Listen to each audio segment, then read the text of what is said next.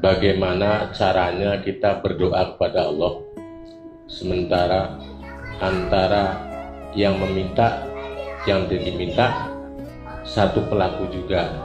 Itu demikian Ustaz. Terima kasih. Assalamualaikum warahmatullahi wabarakatuh. Baik Bapak Ibu, bagaimana cara berdoa kepada Allah sementara yang meminta dengan diminta satu juga wujudnya. Jadi Bapak Ibu, berdoa itu bukan keluar diri, berdoa itu ke dalam diri.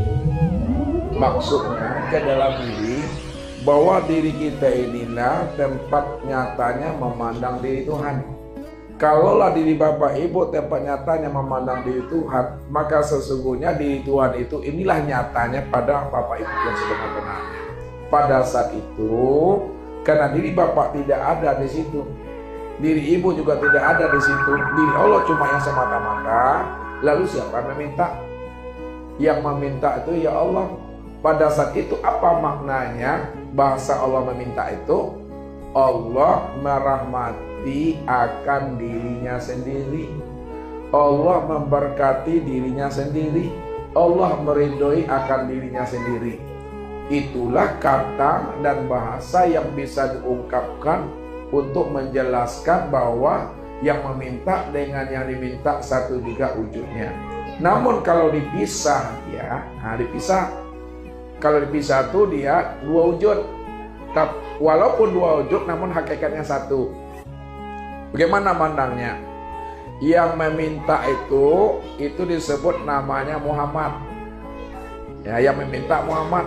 Kepada siapa Muhammad meminta? Itu kepada Allah.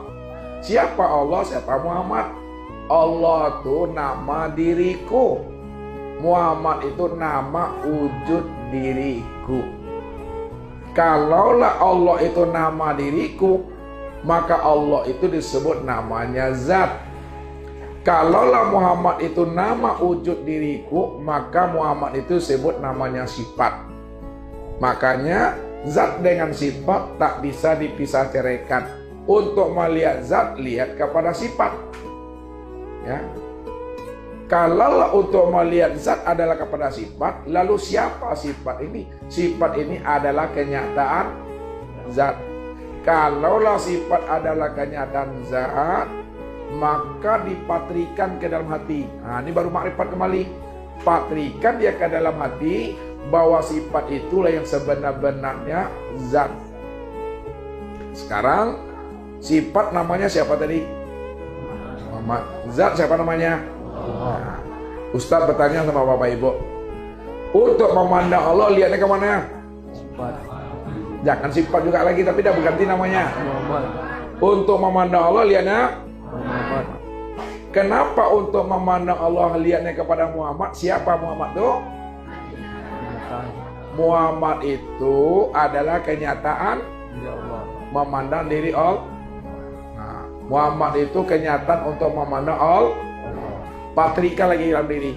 Kalaulah Muhammad itu tempat memandang kenyataan Allah, maka Muhammad itulah yang sebenar-benarnya Allah. Satu dia. Jadi meminta, memohon ke dalam diri.